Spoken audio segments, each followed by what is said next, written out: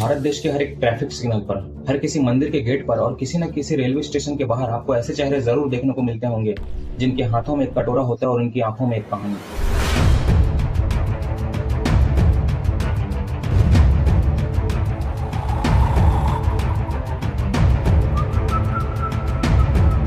पर क्या ये लोग वाकई भीख मांगने को मजबूर होते हैं या फिर इनके पीछे कोई बड़ा सिस्टम काम कर रहा है जो कि इन्हें भीख मांगने पर मजबूर करता है? क्योंकि जब भी हम सड़क पर किसी व्यक्ति को भीख मांगते हुए देखते हैं तो हमारी आंखों में उनके लिए दया और संदेह दोनों एक साथ ही नजर आते हैं।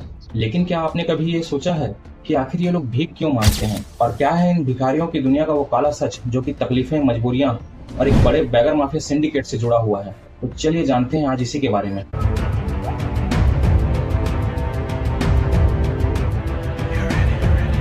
बात करते हैं बैगर माफिया की। बैगर माफिया असल में एक ऐसा गिरोह है जो कि गरीब, अनाथ, असहाय और जो मानसिक और शारीरिक रूप से विकलांग होते हैं, ये जबरन उनसे भीख मंगवाते हैं और उनसे लाखों और करोड़ों रुपए तक कमा लेते हैं। पर आप सोच रहे होंगे कि आखिर ये गिरोह काम कैसे करता है। तो आपकी जानकारी के लिए बता दूं कि गरीब माँ बाप से उनके बच्चों को 300-300 रुपए पर डे किराए पर लेते हैं और उनसे भीख मंगवाते हैं, क्योंकि बच्चों को देखकर लोग जल्दी भीख दे देते हैं। इसके अलावा ऐसे भी केसेस देखे गए हैं जहाँ ये लोग छोटे बच्चों से लेकर 24-25 साल के युवाओं तक को अगवा कर सकते हैं और उनके हाथ पैर तोड़कर उन्हें भीख मांगने पर ये मजबूर कर सकते हैं। सिर्फ इतना ही नहीं, ये लोग 7 से 8 माह के बच्चों तक को स्लीपिंग पिल्स देते हैं जिससे कि बच्चा दिन भर सोता रहे और उनके जरिए कमाई भी की जा सके। लेकिन ये सिर्फ एक कहानी नहीं है बल्कि एक खौफनाक हकीकत है जिसके बारे में शायद आप नहीं जानते होंगे। बात है 2022 की, जब एक सुरेश मांझी नाम का 24 साल का मजदूर लड़का काम की तलाश में बिहार से कानपुर आता है, जहां उसे एक विजय नाम का व्यक्ति मिलता है जो कि उसे काम दिलाने की बात कहता है और उसे एक सुनसान जगह पर बुलाता है जहां पहले से ही काफी सारे लोग मौजूद होते हैं। वो सभी लोग सुरेश को अकेला पाकर उसे अगवा कर लेते हैं और फिर उसे बेहोश कर दिया जाता है, जिसके बाद उसकी आंखों में एक ऐसा केमिकल इंजेक्ट किया जाता है जिससे कि वो अंधा हो जाता है और उसके बाद उसके हाथ पैर की सारी उंगलियां काट दी जाती है जिससे कि वो एक भीख मांगने वाले कैरेक्टर में फिट बैठे। और फिर उसके बाद शुरू होता है सुरेश मांझी से भीख मंगवाने का काम। पर उसे भिखारी के कैरेक्टर में पूरी तरह से ढालने के लिए वो लोग उसे दिन में सिर्फ 2 रोटी ही देते हैं जिससे कि वो जिंदा भी रह सके और उसके जरिए पैसे भी कमाए जा सके।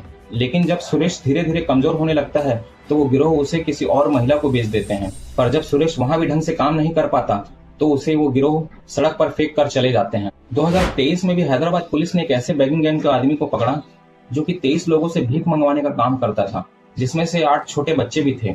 ये सभी लोगों से हर शाम को रोज 4500 से 6000 तक की भीख मांग कर ला कर देते थे और ये आदमी उनसे सभी पैसे छीन कर उन्हें सिर्फ दिन के 200 रुपए ही देता था। और सिर्फ इतना ही नहीं, इस आदमी ने उन्हें एक QR कोड भी दे रखा था जिससे कि अगर किसी व्यक्ति के पास पैसे ना भी हो तो भी वो इन्हें पे कर सके, जिससे कि इस बैगिंग गैंग के महीने का टर्नओवर 2 लाख से ज्यादा हो जाता था। चेन्नई में भी कुछ ऐसा ही मामला देखने को मिलता है, जहाँ चेन्नई के रेलवे पुलिस ने एक ऐसी बच्ची को पकड़ा जिसकी टांगे बैगर माफिया के लोगों ने तोड़ दी थी, जिससे कि वो मजबूर होकर उनके लिए भीख मांग सके।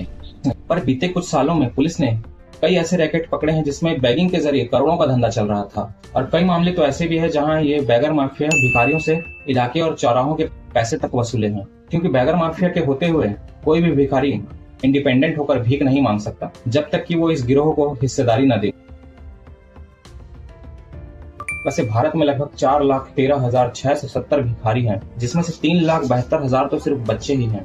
ये 2011 की रिपोर्ट कहती है, लेकिन इसके बाद ऐसी कोई भी गणना नहीं हुई है। लेकिन एक अध्ययन के अनुसार एक्ट ऑफ बैगिंग ने यह दावा किया है कि भारत में अब तक लगभग 7,30,000 से भी ज्यादा लोग भीख मांगने के काम में लगे हुए हैं, जिसमें से करीब 21% तो ऐसे हैं जो कि 12वीं पास हैं और उसमें से भी 3,000 ऐसे लोग हैं जो कि प्रोफेशनल डिप्लोमा या डिग्री लिए हुए हैं। चौंकाने वाली बात तो यह है कि ज्यादा शिक्षित राज्यों में एजुकेटेड भिखारियों की संख्या भी ज्यादा है, पर इनमें भी भीख मांगने वाले कई प्रकार के लोग हैं, जिसमें से कुछ लोग मजबूरी में भीख मांगते हैं तो कुछ लोग आदतन भीख मांगते हैं, कुछ लोग नशे के आदी हो चुके हैं इसलिए भीख मांगते हैं, तो कुछ लोग इसे इजी मनी का रास्ता समझते हैं, कुछ लोग धर्म और रिलीजन की वजह से भी भीख मांगते हैं, जैसे कि साधु, भिखारी, फकीर और संत। पर इन सभी लोगों की कमाई दिन भर में 200 से 400 रुपए से अधिक नहीं हो पाती और इनमें से 1% ही ऐसे हैं जो 400 रुपए से अधिक कमा पाते हैं। पर इन सब लोगों की कमाई का अधिकतर हिस्सा बैगर माफिया को चला जाता है। मतलब कि जी जान से दिन भर ये भिखारी मेहनत भी करते हैं पर शाम होते तक ये 2 रोटी और तकलीफों के सिवा और कुछ भी नहीं ले जा पाते।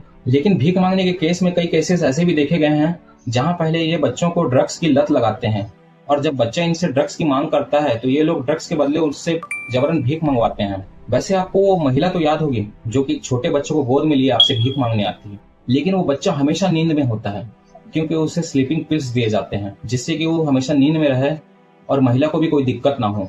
लेकिन फिर एक सवाल ये उठता है कि जहाँ इनके साथ इतना सब कुछ हो रहा है तो इसमें सरकार इनके लिए क्या कर रही है। वैसे भारत देश में बैगिंग के खिलाफ एक पहला कानून बना जिसे the Bombay prevention of bagging act 1959 कहा जाता है, जिसके तहत कोई भी व्यक्ति अगर भीख मांगता हुआ पकड़ा जाए तो उसे 10 साल तक की सजा हो सकती है। इस एक्ट के अनुसार एक चीफ कमिश्नर इन भिखारियों को किसी भी इंस्टीट्यूशन में डालने का आदेश दे सकता है जहां उसे एक लंबे समय के लिए रखा जा सकता है।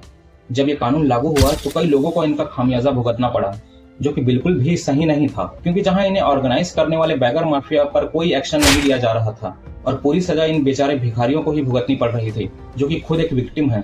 और सिर्फ इतना ही नहीं, इंदौर में तो ये आदेश तक दिया जाता है कि 1 जनवरी 2025 से भीख लेना या देना इलीगल माना जाएगा, जिसके बाद अगर कोई भी व्यक्ति भीख देता हुआ पाया गया तो उस पर FIR भी हो सकती है। जिसके बाद ये कानून इंदौर के बाद भोपाल में भी लागू किया गया। पर आपको क्या लगता है, ये सॉल्यूशन है या फिर प्रॉब्लम? क्योंकि जहाँ कई लोग शारीरिक और मानसिक रूप से डिसेबल्ड हैं, कई ऐसे हैं जो गंभीर बीमारियों से ग्रस्त हैं और कई अनपढ़ और पढ़े लिखे कुछ ऐसे लोग हैं जो कि बेरोजगार हैं। और अब अगर इन लोगों को भीख मांगने भी नहीं दिया जाएगा तो ये दुनिया में सर्वाइव कैसे करेंगे? और इनकी इसी मजबूरी का फायदा बैगर माफिया उठाती है जो कि उन्हें तरह तरह से परेशान करना शुरू कर देती है। लेकिन फिर सवाल ये है कि आखिर इन्हें पैसे देना सही है या फिर गलत? क्योंकि अगर आप इन्हें पैसे देते हैं तो इस बात के ज्यादा चांसेस है कि ये पैसा किसी न किसी बैगर माफिया के जेब में जाएगा, जिससे कि इन भिखारियों का एक्सप्लॉइटेशन और भी बढ़ जाएगा। क्योंकि आपको ये बात तो नहीं पता होगी कि आखिर ये भिखारी इंडिपेंडेंट है या फिर किसी गिरोह से जुड़ा हुआ है। इसलिए अगर आप इनकी मदद करना चाहते हैं तो अगर इन्हें भूख लग रही है तो आप इन्हें खाना दे सकते हैं। इनके कपड़े अक्सर फटे हुए रहते हैं तो इन्हें आप कपड़े दे सकते हैं, दवाइयाँ दे सकते हैं, और अगर इन्हें और किसी चीज की जरूरत है तो उसकी मदद कर सकते हैं, जिससे इन्हें भी कोई तकलीफ नहीं होगी और आप भी इनकी मदद पूरी तरह से कर पाएंगे। पर अगर डायरेक्ट आप इनके हाथों में पैसे देते हैं तो इसका मतलब है कि बैगर माफिया को बढ़ावा देना है। वैसे आज की हमारी वीडियो में बस इतना ही। आई होप आपको वीडियो पसंद आई होगी। अगर आपको वीडियो अच्छी लगी हुई तो लाइक और कमेंट जरूर करिएगा। मिलते हैं हमारी नेक्स्ट वीडियो में। धन्यवाद।